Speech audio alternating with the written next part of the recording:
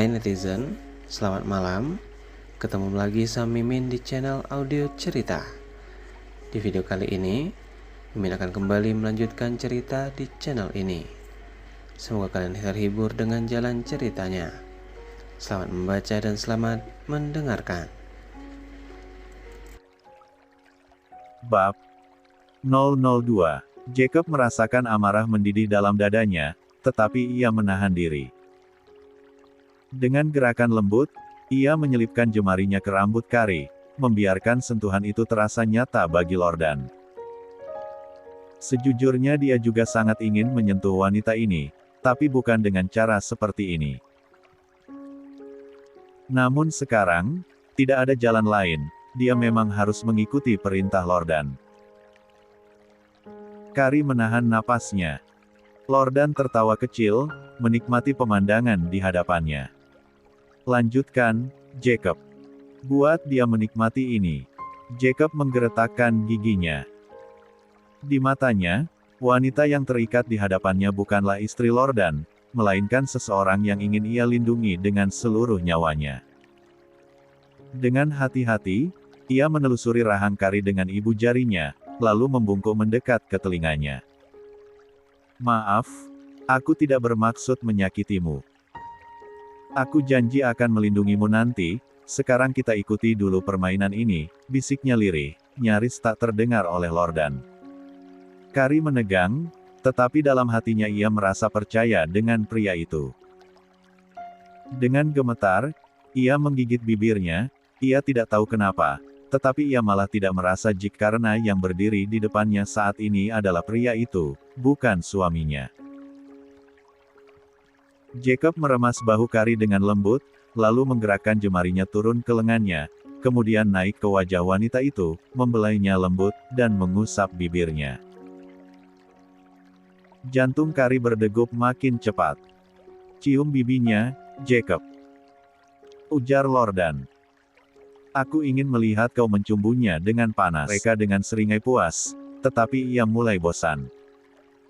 Hentikan. Aku ingin melihat permainan yang lain. Katanya, melangkah mendekat. Sekarang kau buka cepat. Jacob meraih kunci di atas meja tersebut dan membuka borgol di pergelangan Kari. Lordan masih tidak peduli sama sekali. Tidak ada rasa empati padahal jelas-jelas istrinya sudah tidak berdaya. Di saat Jacob sibuk dengan membuka borgol Kari, seseorang menelpon Lordan. Tangan kanan pria itu, si brengsek yang berani berbuat lancang dengan memeluk pinggang Kari siang tadi. Baiklah, aku ke sana sekarang juga. Siapkan helikopter untukku. Hanya itu yang Jacob dengar. Karena pembicaraan Lordan dengan tangan kanannya tersebut berakhir dengan cepat. Jacob, aku ada urusan mendadak. Kau urus istriku. Ingat, jangan berani-berani menyetubuhinya saat aku tidak ada. Keluarlah saat kau selesai membawanya ke tempat tidur. Kata Lordan. Jacob menganggukkan kepala. Lordan lalu mendekat ke Kari. Baby, aku pergi ya. Katanya. Kari sudah amat sangat lelah, kebenciannya kepada laki-laki binatang itu semakin besar, tetapi ia tidak dalam situasi yang dapat melawan. Lordan terlalu berkuasa. Keluarga Rafael bisa menghancurkan keluarganya hanya dalam semalam. Lordan sudah pergi. Tertinggal Kari dan Jacob berdua dalam ruangan ini. Pergelangan tangannya merah karena bekas borgol. Untung tidak luka. Tubuhnya masih polos tanpa sehelai benang pun, Jacob sendiri sudah berpakaian. Kau masih kuat, Nyonya? Jacob bertanya dengan hati-hati pada Kari yang kini terduduk di lantai dingin itu. Kari yang semua badannya seperti remuk karena kelelahan, mendongak ke Jacob dengan raut wajah tajam. Menurutmu? Balasnya sinis.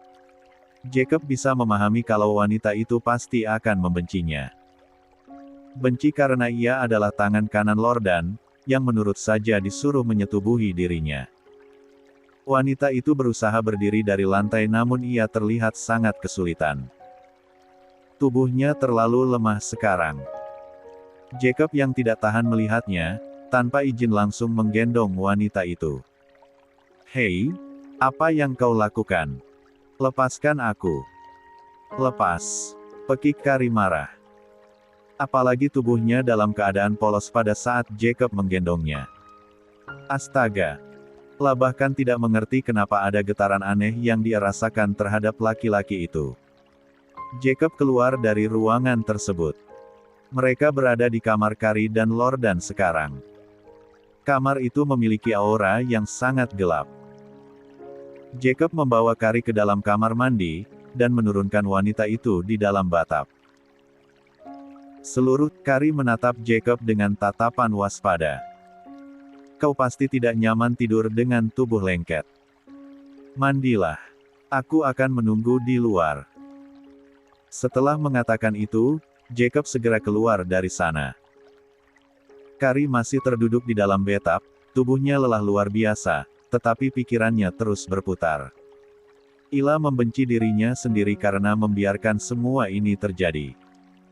La membenci Lordan yang menjadikannya seperti barang mainan, dan ia juga marah pada Jacob, meskipun pria itu tampak lebih manusiawi dibanding suaminya sendiri.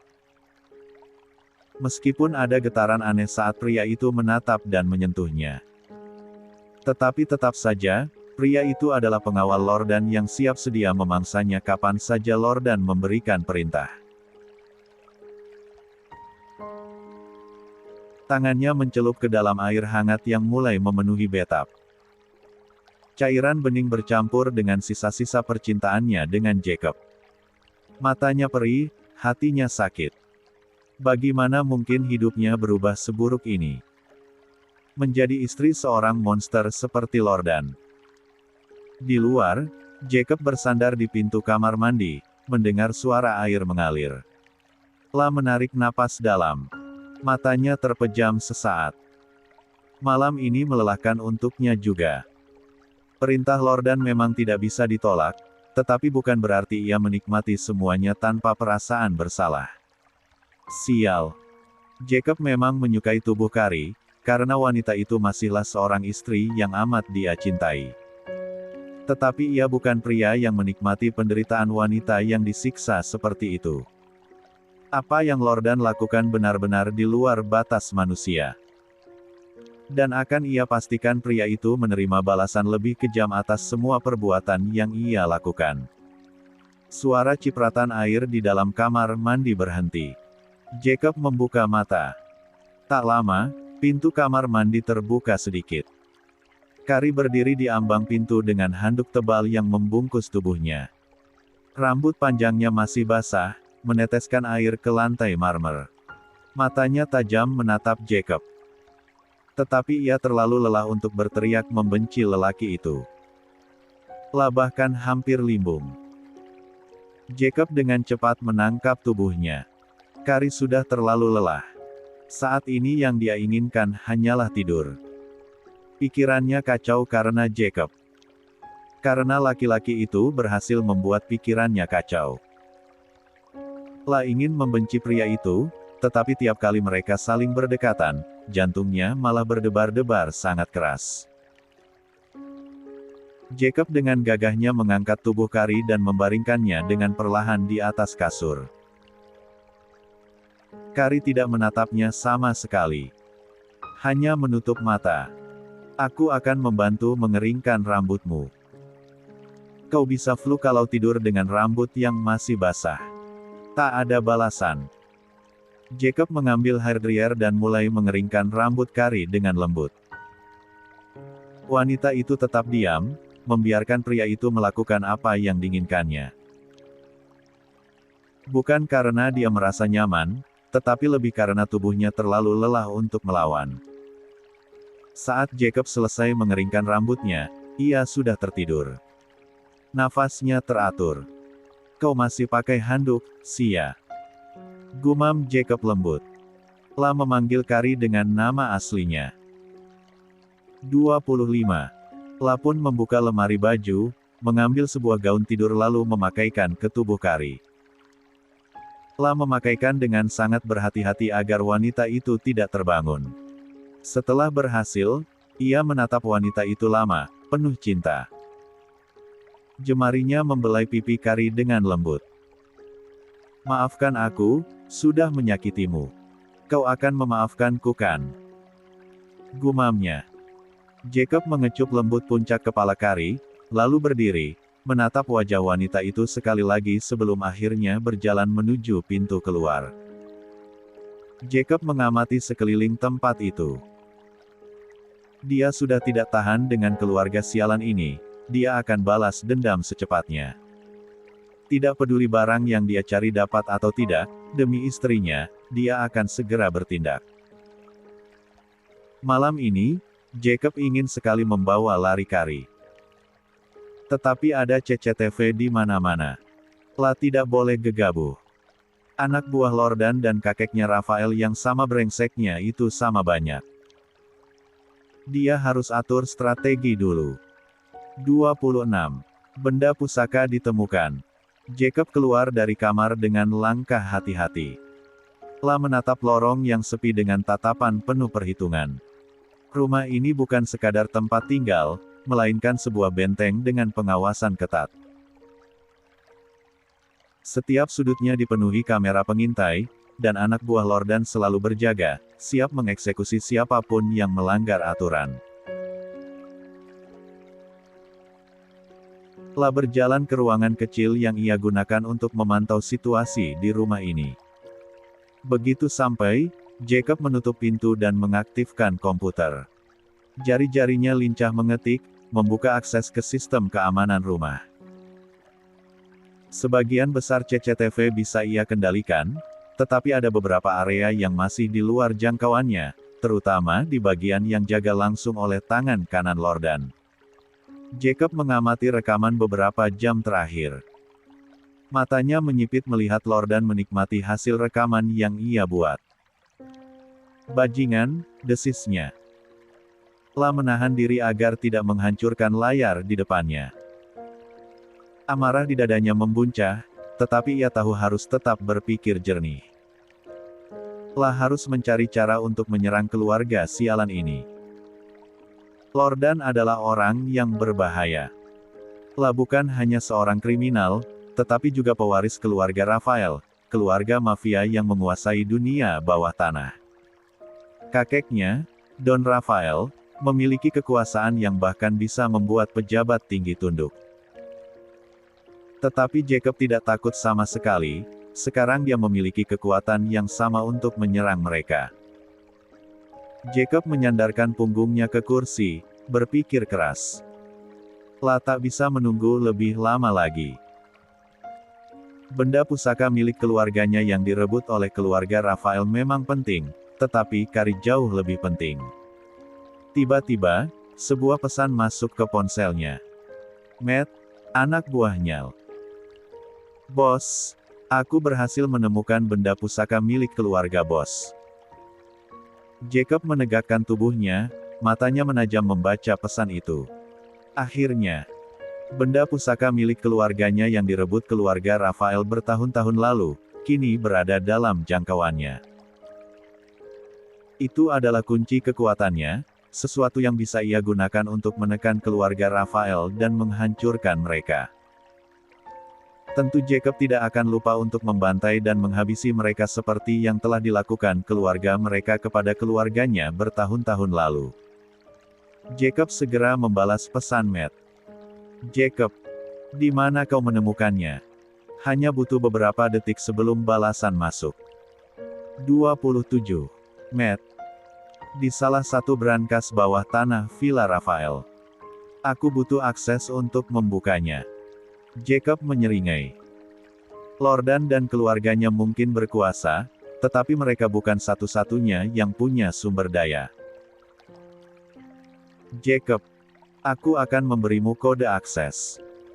Pastikan kau melakukannya dengan cepat dan diam-diam. Setelah mengirim pesan, Jacob segera mengakses sistem keamanan Villa Rafael melalui komputernya. Lah memang tidak bisa mengendalikan seluruh CCTV di rumah ini, tetapi ia memiliki jalan masuk ke beberapa sistem keamanan keluarga Rafael yang pernah ia retas diam-diam. Jari-jarinya lincah mengetik, menonaktifkan alarm yang terhubung ke brankas yang dimaksud Matt. Lah hanya punya waktu kurang dari 5 menit sebelum sistem mendeteksi keanehan dan mengaktifkan kembali keamanannya. Jacob. Sekarang, Matt. Cepat. Detik-detik berlalu begitu lambat. Jacob menatap layar dengan napas tertahan. Jika Matt tertangkap, segalanya bisa berantakan. 2 menit berlalu. 3 menit. Lalu, akhirnya, sebuah pesan muncul. Matt. Aku mendapatkannya. Akan segera kembali ke tempat persembunyian. D. Jacob mengembuskan napas panjang, lalu menutup sistem sebelum sistem keamanan kembali aktif. Matanya bersinar penuh tekad. Kini, ia memiliki senjata. Kini, ia punya sesuatu yang bisa ia gunakan untuk membalas keluarga Rafael. Dan yang lebih penting, ia akan membawa Carrie pergi dari neraka ini, apapun yang terjadi. Jacob. Oke. Kembalilah ke markas, kumpulkan semua orang, kita akan bicarakan serangan kita. Matt. Baik bos. Setelah pembicaraan itu, Jacob bergegas dari tempatnya. Lah sempat menatap ke kamar Carrie sebentar. 28. Bertahanlah, sayang. Aku akan kembali nanti.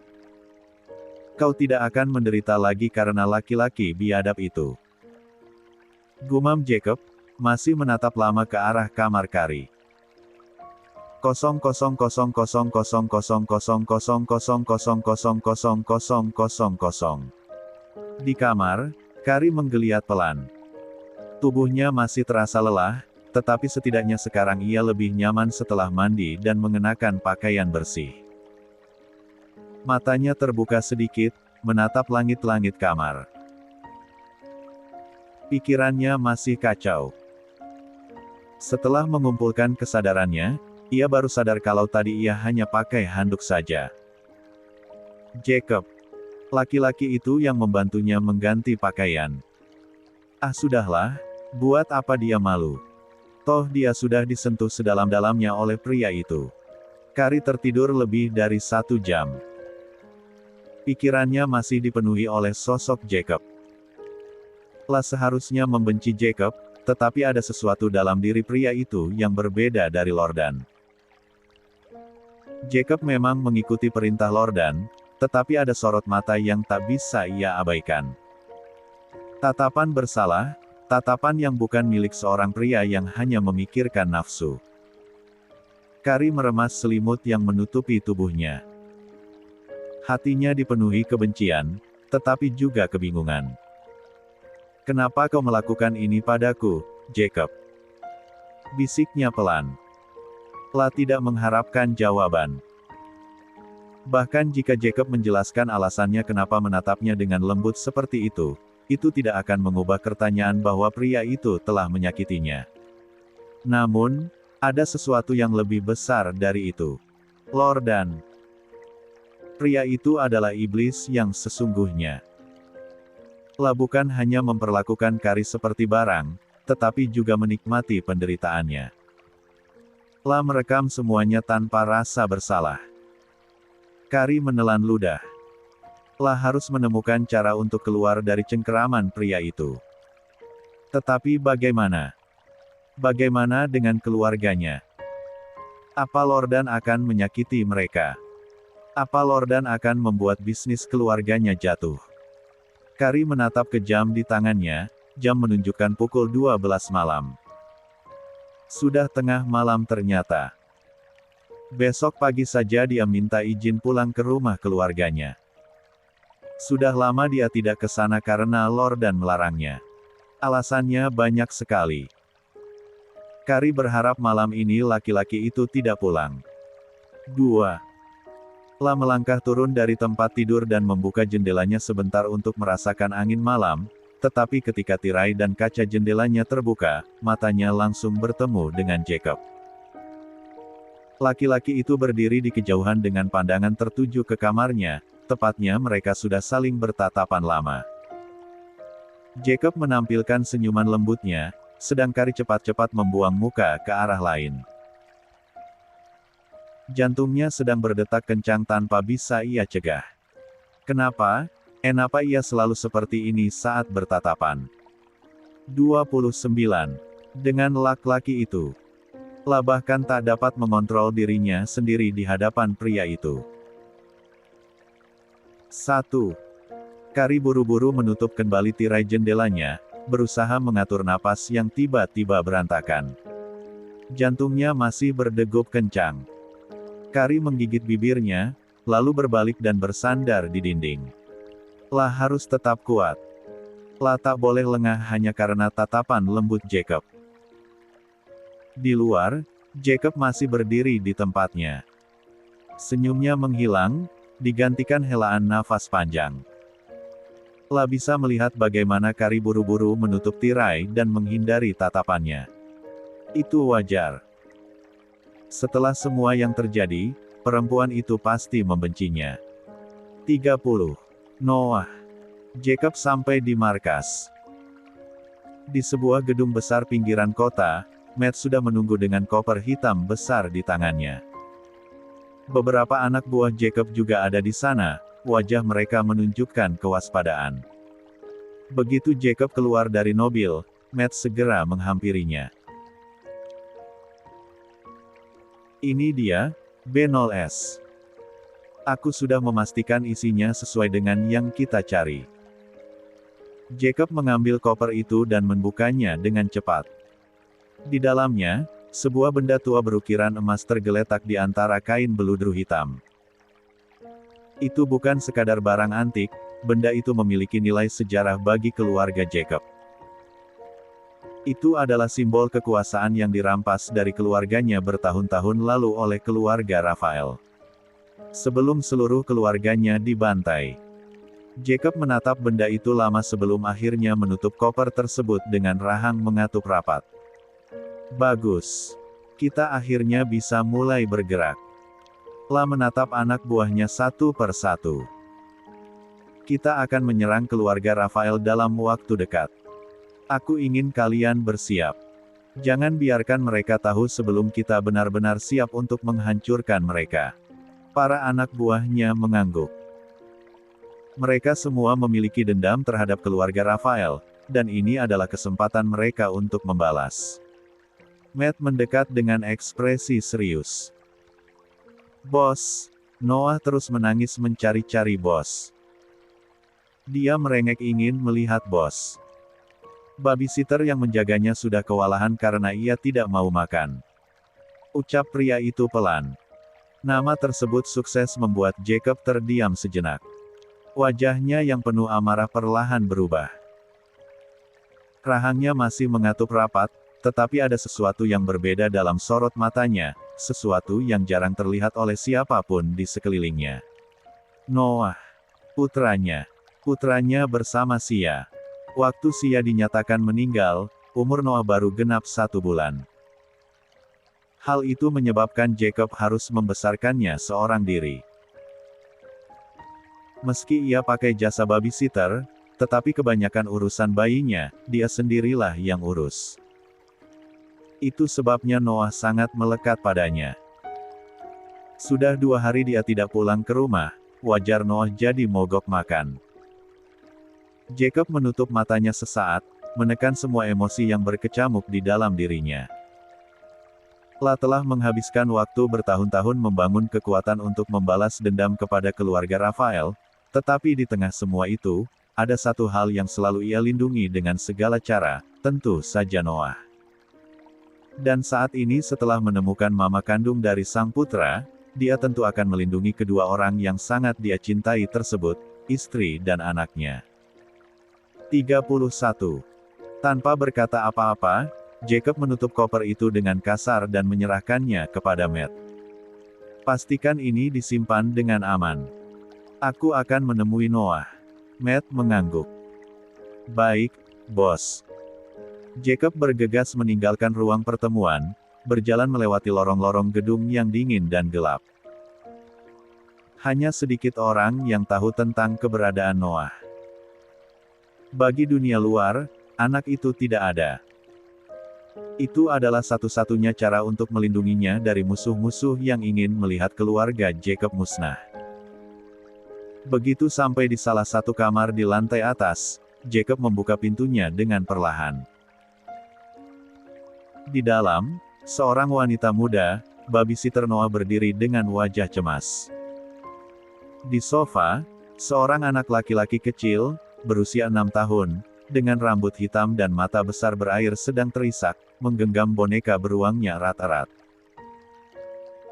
Begitu melihat Jacob, tangisnya langsung pecah lebih keras.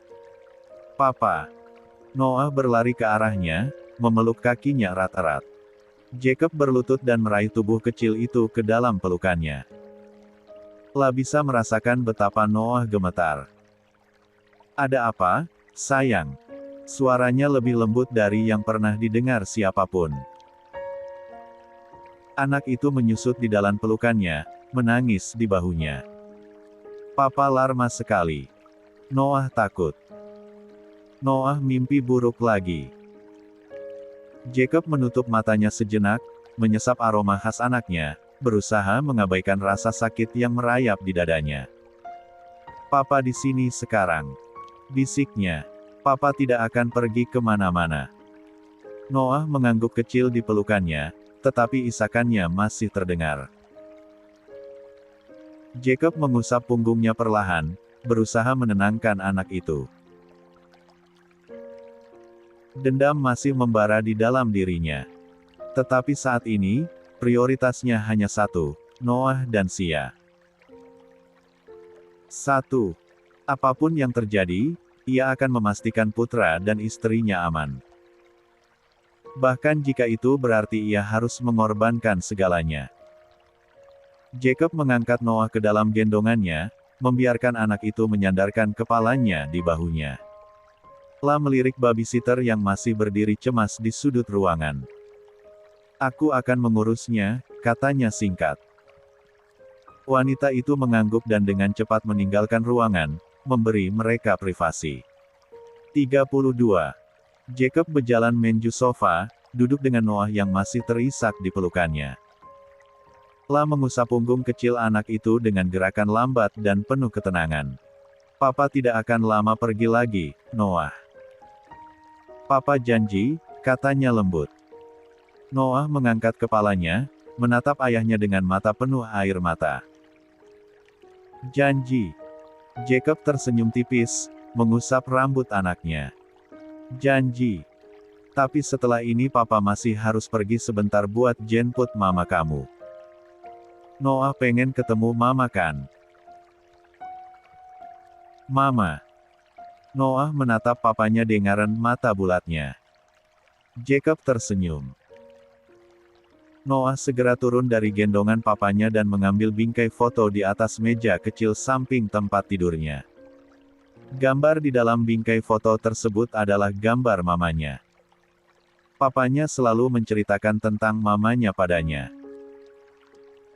Karena itu Noah selalu merasa sangat dekat dengan mama yang belum pernah dia lihat wajahnya sampai sekarang. Tidak mungkin anak yang baru berumur 1 bulan akan mengingat wajah ibunya, bukan? Tetapi papanya yang membuatnya ingat. Bahkan setiap malam Noah selalu memeluk bingkai foto papa dan mamanya yang saling berpelukan. Noah menatap bingkai foto itu lana, lalu menoleh ke Jacob dengan ekspresi penuh harap. "Mama benar-benar ada, Papa. Mama masih hidup." Suaranya lirih, seakan takut harapannya akan hancur. Jacob tersenyum kecil, meski hatinya terasa berat. La mengusap kepala anaknya lembut. "Lia, sayang. Mama masih hidup, dan Papa akan membawanya pulang." Mata Noah berbinar. Ila melompat kecil di atas sofa, kegembiraan menggantikan kesedihannya. Noah mau ikut. Noah mau ketemu mama sekarang. Jacob terkekeh, tetapi segera menggeleng. "Belum, sayang. Papa harus memastikan semuanya aman dulu sebelum mama bisa pulang ke sini." Tapi papa janji, kamu akan bertemu mama secepatnya. Noah menggenggongkan pipinya, terlihat sedikit kesal. Namun, ia tetap mengangguk kecil. Janji ya, papa. Jacob menegaskan. Anak itu kembali memeluk bingkai fotonya erat-erat, senyum kecil mulai terukir di bibir mungilnya. Noah akan cerita banyak hal ke mama nanti. Jacob menatap putranya dengan tatapan lembut. Hatinya menghangat melihat semangat anaknya, tapi di balik itu ada tekad kuat yang tumbuh semakin dalam. 33. Sia masih hidup. Itu berarti ada banyak hal yang belum ia ketahui. Dan yang paling penting, ia harus memastikan keluarganya aman sebelum membawanya kembali. Keluarga Rafael. Mereka akan membayar untuk semuanya. 34. Rencana penyerangan. Jacob menghabiskan beberapa saat lagi bersama Noah, memastikan anak itu tenang sebelum akhirnya tertidur di pelukannya. Telah menatap wajah kecil itu dengan perasaan campur aduk. Karena ia merasa belum cukup menjadi ayah yang baik bagi Noah, juga suami yang baik untuk istrinya. Keluarga Rafael, Lukas, kakeknya Lordan, dalang utama pembantaian keluarganya, Lordan, si pewaris biadab yang punya banyak bisnis kotor tak kalah dari sang kakek, masih ada Adam, cucu Lukas yang lain, yang tak kalah bejatnya. Semua orang dengan nama belakang Rafael itu hidup mereka tidak ada yang benar. Dan Jacob akan semua yang sudah mereka lakukan terhadap keluarganya. Allah tidak akan membiarkan mereka menyentuh keluarganya lagi. Perlahan, ia meletakkan Noah di tempat tidurnya, menyelimutinya dengan hati-hati. Tangannya mengusap-usap kepala anaknya sebelum akhirnya bangkit dan berjalan keluar dari kamar dengan langkah mantap. Di luar, Matt sudah menunggu. "Bos, DNA Nyonya Kari keluar," kata Matt melaporkan. Jacob menatap laki-laki itu dengan wajah seriusnya. Telah melihat Matt mengeluarkan sebuah amplop panjang yang bisa ia pastikan berisi hasil laporan lab DNA Kari dengan Noah. Jacob memang sudah sangat yakin bahwa Kari adalah istrinya. Tetapi untuk memastikan dengan jelas, agar Kari yang kehilangan seluruh ingatannya bisa percaya bahwa dia adalah istri Jacob, dan ibu kandung Noah yang hilang, mereka perlu bukti. Jacob mengambil amplop tersebut. Telah menahan nafas sebelum membukanya. Jangan sampai ada drama-drama DNA Kari tidak cocok atau apalah. Tangan Jacob sedikit gemetar saat membuka amplop panjang itu. Hatinya sudah tahu jawabannya, tetapi tetap saja ada perasaan gugup yang merayap di dadanya. Hanya satu kalimat dalam laporan ini yang akan menentukan segalanya. Telah menarik napas dalam-dalam, menatap lembaran hasil uji DNA dengan mata tajam. Dan di sana, tertulis dengan jelas. Probabilitas hubungan IP anak, 99,99%. Jacob memejamkan mata sejenak, membiarkan perasaan yang meluap-luap di dalam dirinya meresap. Kari adalah ibu Noah. Istri yang selama ini ia cari. Wanita yang hilang dari hidup mereka dan kembali dengan luka yang bahkan ia sendiri belum tahu seberapa dalamnya. Telah mengepalkan tangan, rahangnya mengeras. "Aku sudah tahu, kamu memang istriku." Gumamnya, suara rendahnya nyaris terdengar seperti geraman. Matt, yang berdiri di sampingnya, hanya diam. Telah tahu bosnya bukan tipe yang menunjukkan emosinya secara terang-terangan. Tapi dari bagaimana Jacob mencengkeram hasil uji DNA itu, Matt tahu bosnya sedang berperang dengan emosinya sendiri. Jacob menatap Matt dengan sorot mata penuh tekad. Pastikan tak ada satupun orang Rafael yang tahu soal ini dulu. 35. Baik, bos, sahut Matt cepat. Jacob kembali menatap pintu kamar tempat Noah tidur. Hatinya terasa lebih berat. Kari pasti mengalami sesuatu yang sangat buruk hingga kehilangan ingatannya. Dan dengan semua yang ia ketahui tentang keluarga Rafael, Jacob yakin ini bukan sekadar kebetulan. Apa mereka memang mengetahui tentang dia dan sengaja melakukan semua ini? Tetapi rasanya tidak mungkin. Karena kalau mereka tahu, Jacob pasti sudah ketahuan dari awal pura-pura menjadi bodyguard Lordan. Apa ada orang lain yang mempermainkan keluarganya? Jacob harus tahu apa yang terjadi di malam kebakaran itu. Kenapa orang lain memakai cincin pernikahan mereka? Kenapa istrinya hilang ingatan, tiba-tiba memiliki keluarga, dan menikah dengan keluarga Lordan? Sekarang Jacob tahu, karena Kari adalah Sia istrinya, itu berarti keluarga wanita itu bukan keluarga asli. Karena keluarga kandung istrinya sudah lama meninggal dunia. Saat mereka masih tunangan. Keluarga Kari yang sekarang jelas membohonginya.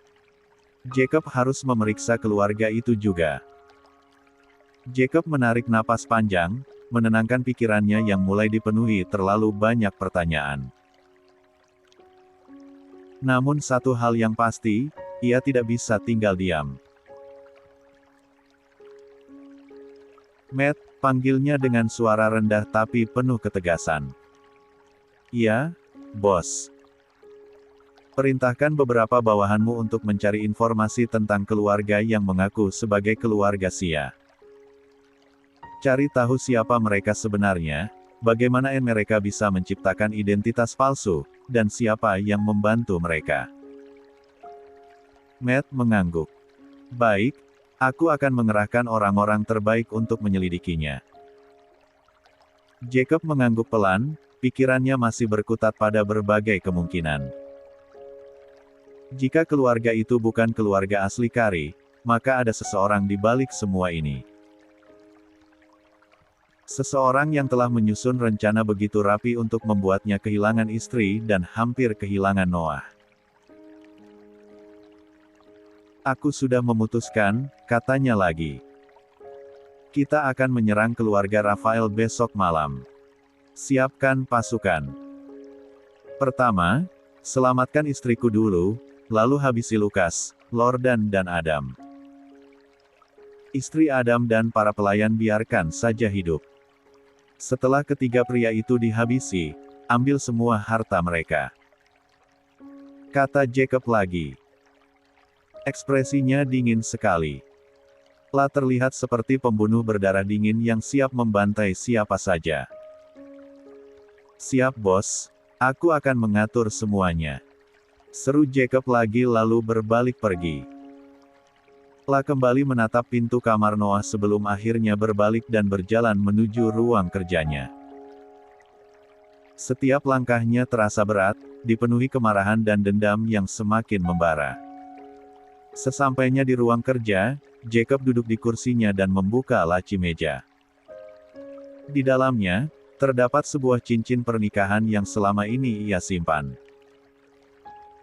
Cincin milik Sia, istri yang kini kembali dengan nama berbeda, ingatan yang hilang, nama baru, berada di tengah musuh mereka, bahkan memiliki status baru sebagai istri Lordan.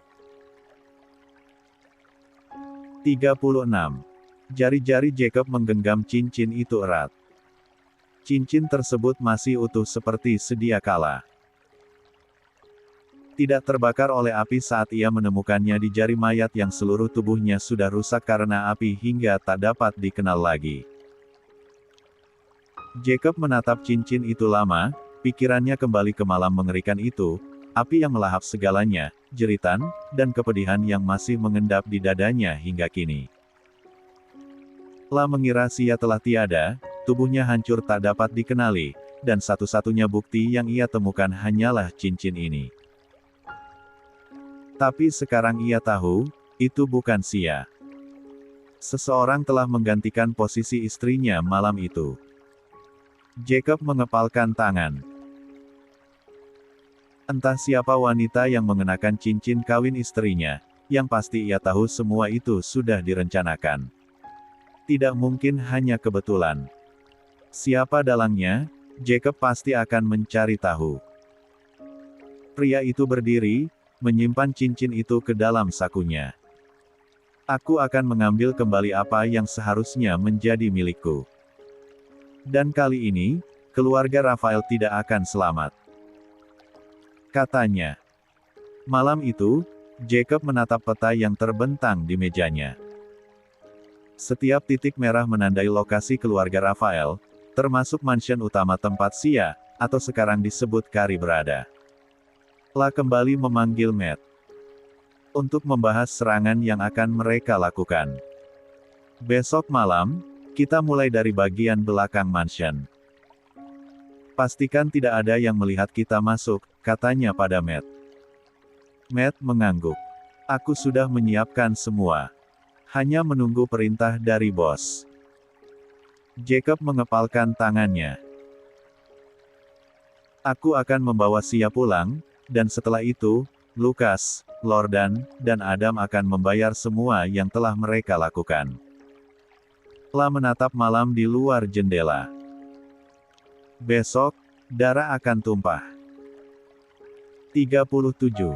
Mansion keluarga Rafael. Malam semakin larut, tapi pikiran Jacob tetap tajam seperti pisau yang siap menusuk kapan saja. Di dalam ruangannya yang remang-remang, ia dan Matt menyusun strategi dengan teliti. Mansion keluarga Rafael bukan tempat sembarangan. Keamanan di sana sangat ketat, terutama sejak Jacob mulai menyusup sebagai bodyguard Lordan beberapa waktu lalu. Mereka pasti sudah meningkatkan pengamanan setelah beberapa insiden yang terjadi belakangan ini. Aku butuh informasi terbaru tentang pergerakan mereka, kata Jacob. Matt mengangguk dan menyerahkan sebuah tablet. Ini rekaman drone yang baru kami ambil tadi sore. Mereka menggandakan jumlah penjaga di gerbang utama dan menambah kamera di sekitar bangunan. Tapi bagian belakang masih bisa kita tembus. Jika kita bergerak cepat dan senyap, kita bisa masuk tanpa terdeteksi.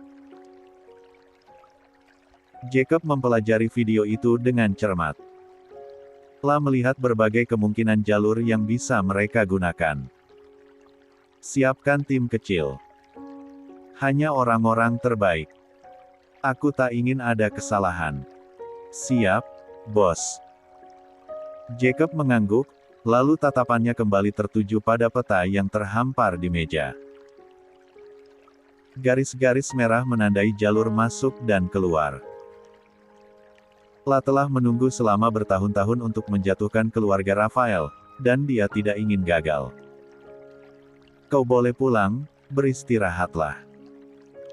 Besok kita akan menghadapi hari yang panjang, kata Jacob lagi menyuruh Matt pulang. Lelaki itu mengangguk kemudian keluar dari ruangan Jacob. Waktu berlalu dengan cepat. Hari yang ditunggu-tunggu Jacob akhirnya tiba juga. Malam ini mereka akan bertarung habis-habisan dengan keluarga Rafael. Angin malam terasa dingin saat Jacob dan timnya bergerak menuju mansion Rafael. Mereka mengenakan pakaian gelap dan membawa senjata berperedam. Setiap langkah mereka penuh kehati-hatian. Dari kejauhan, mansion itu tampak megah, dikelilingi oleh pagar tinggi dan penjaga yang berpatroli. Cahaya lampu sorot bergerak-gerak, menerangi area sekitar, tapi Jacob dan timnya sudah tahu celah mana yang bisa mereka manfaatkan. Matt memberi isyarat. Penjaga di sisi kiri baru saja berbalik. Kita punya waktu 10 detik. Tanpa suara, Jacob dan 3 orang lainnya bergerak cepat, memanjat pagar belakang, lalu mendarat di taman kecil di sisi mansion. Mereka berlindung di balik semak-semak, mengawasi pergerakan penjaga lainnya. Sementara itu di dalam mansion, di kamar yang luas, Kari duduk di tepi tempat tidur, menatap pantulan dirinya di cermin. Sejak ingatannya hilang, ia sering merasa ada yang salah dengan kehidupannya sekarang. 38. Lordan memperlakukannya seperti trofi. Seorang istri tanpa ingatan, yang hanya dipajang sebagai tanda kemenangan. Tapi hatinya selalu merasa kosong. La tidak pernah bahagia hidup dengan laki-laki gila itu. Gila harta, gila kekuasaan, punya kelainan seks, semuanya dimenangkan oleh Lordan. La menatap jari manisnya yang memakai cincin pernikahannya dengan Lordan. Entah kenapa, ia merasa seharusnya bukan cincin itu yang ia pakai.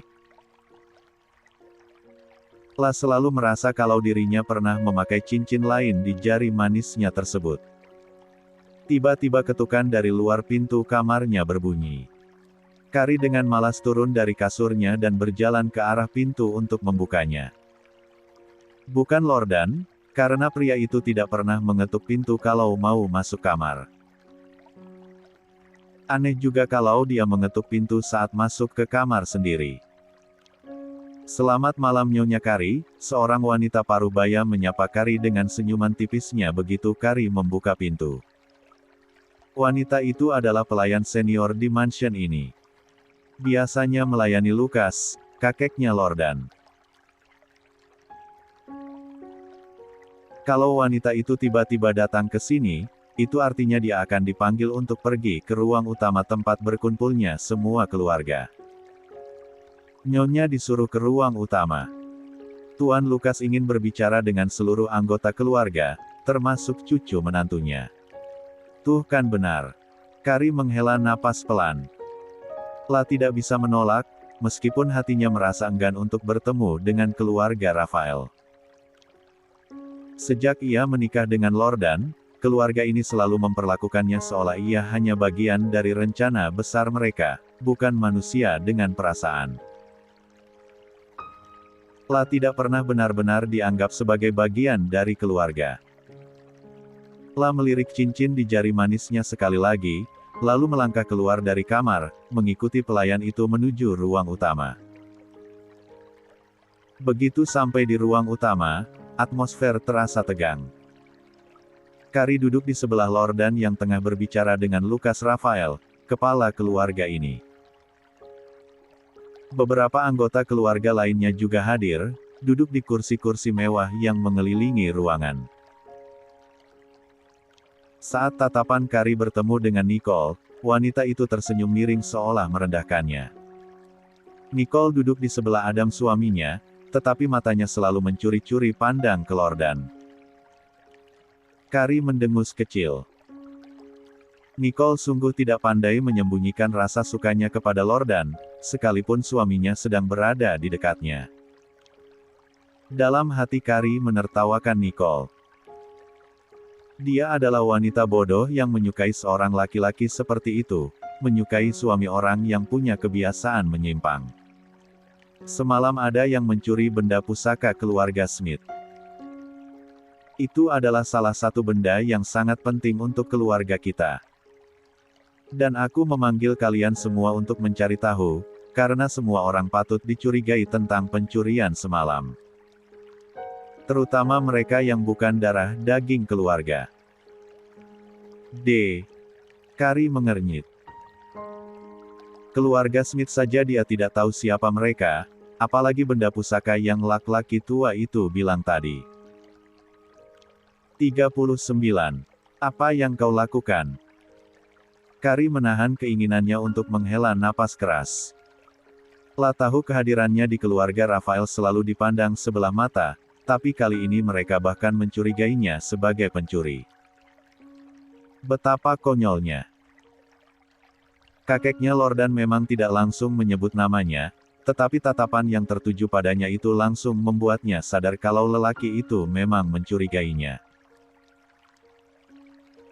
Lukas Rafael menyapu pandangannya ke seluruh ruangan, matanya menyipit tajam seolah bisa melihat isi kepala masing-masing orang di sana. Lordan di sampingnya tampak tenang, ia bahkan tidak membantu Kari sedikitpun. Membela atau apalah. Yang pria itu lakukan hanya diam membisu, bahkan tidak menganggap keberadaannya.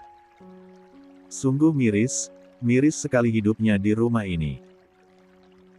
Aku ingin semua orang yang ada di rumah ini diperiksa. Tak ada yang boleh pergi sebelum pencuri itu ditemukan. Suara Lukas menggema di ruangan megah itu. Beberapa orang tampak saling pandang, mungkin merasa tersinggung atau tak nyaman, tapi tak seorang pun berani menentang keputusan Lukas Rafael. Termasuk istrimu, Lordan, lanjut Lukas. Tatapannya beralih ke Kari. Lordan tersenyum santai. Seperti yang kau bilang, kakek. Semua harus diperiksa, aku tidak keberatan istriku diperiksa. Jawab Lordan akhirnya. Kari mengepalkan tangannya dalam diam. La tak pernah mencuri apapun, tapi ia tahu tak ada gunanya membela diri. Sementara itu, di luar mansion, Jacob dan timnya telah berhasil menyelinap lebih jauh ke dalam area mansion. Mereka bersembunyi di balik bayangan, mengamati para penjaga yang berpatroli. Jacob menyentuh alat komunikasi kecil di telinganya. Status.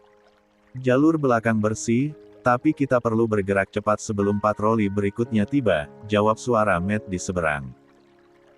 Jacob mengangguk. Ikuti rencana, aku akan masuk lebih dulu memeriksa kamar istriku. Tanpa suara, ia bergerak maju menuju kamar Kari dan Lordan.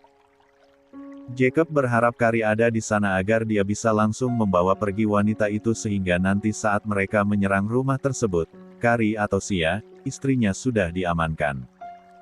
Namun nihil. Ketika Jacob memasuki kamar besar itu, tak ada siapa-siapa di sana. Kari yang dia cari tidak ada. Jacob mengumpat pelan. Waktu mereka terbatas, dan ketidakhadiran Kari membuat semuanya jadi lebih rumit. La menyapu pandangan ke seluruh ruangan, mencari petunjuk. Firasat buruk menggelitik benaknya.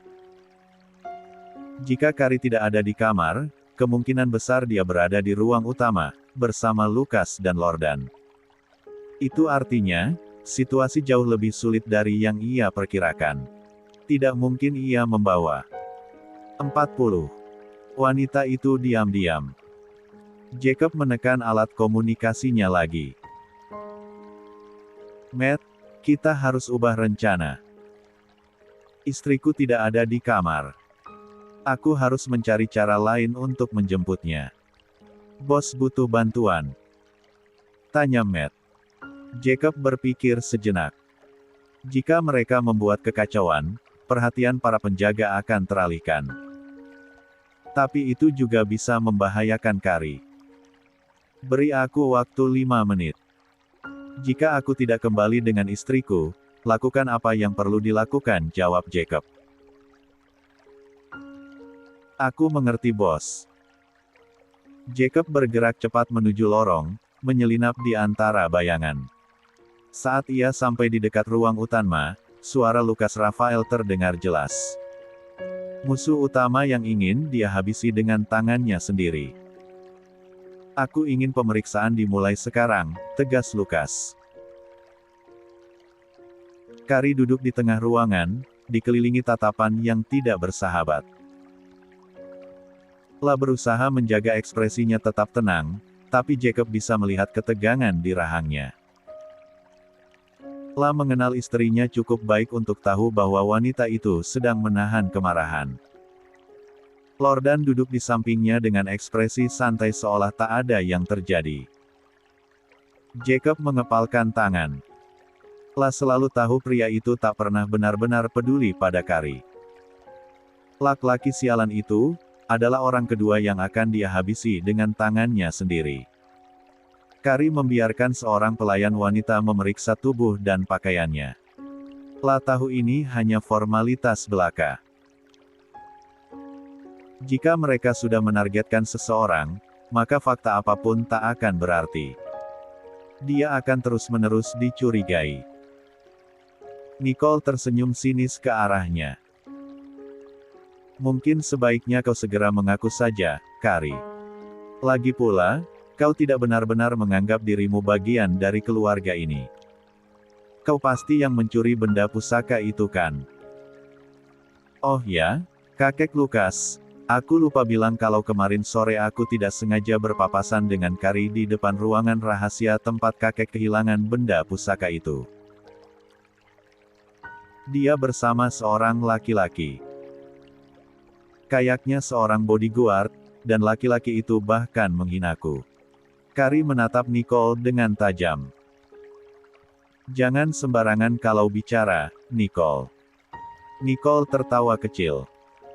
Aku hanya bilang sesuai kenyataan. Apa aku salah? Apa semua yang dikatakan Nicole benar? Kau bersama siapa kemarin sore? Lordan menatapnya tajam. Kari menatapnya lama. Jacob, kami tidak sengaja bertemu. Jawabnya kemudian. 41. Nicole tersenyum sinis. Tidak sengaja. Tapi kenapa aku lihat seperti ada sesuatu antara kau dan laki-laki suruhan itu? Kari, kau sudah menikah dengan Lordan, laki-laki setampan ini kau masih belum puas juga. Wanita itu makin memanas-manasi. Dari tempat persembunyiannya rahang Jacob mengeras. Perempuan itu betul-betul menguji kesabarannya. Dia sudah menghina dan menuduh istrinya sembarangan. Wanita itu memang sengaja mau memancing dirinya, Jacob tidak akan tinggal diam. Jacob mengepalkan tangan, mencoba mengendalikan emosinya. Lah tahu jika muncul sekarang, rencana mereka akan berantakan. Namun, melihat Kari diperlakukan seperti itu membuatnya ingin melupakan semua strategi dan langsung menyeretnya keluar dari neraka ini. Sementara itu, Lukas Rafael memperhatikan Kari dengan tatapan dingin. Kau bilang Jacob, ulangnya, matanya menyipit. Jacob siapa? Kari menegakkan bahu, berusaha tetap tenang. Jacob adalah salah satu pengawal baru Lordan. Aku tidak tahu kenapa dia ada di sana, tapi kami hanya kebetulan bertemu. Nicole tertawa sinis. Benarkah? Atau jangan-jangan kau dan laki-laki itu merencanakan sesuatu? Jacob tidak tahan lagi melihat sang istri terus-terusan disudutkan. Tanpa aba-aba dia mengeluarkan pisau kecil dari saku jaketnya dan melemparkan ke lampu. Jacob sudah sangat terlatih hingga apa yang dia lakukan langsung tepat sasaran. Lampu gantung besar di tengah ruangan pecah seketika, membuat semua orang terkejut dan menoleh ke atas. Kegelapan menyelimuti ruangan, hanya disinai cahaya dari beberapa lilin di sudut-sudut dinding. Suara riuh terdengar saat beberapa orang menjerit kaget.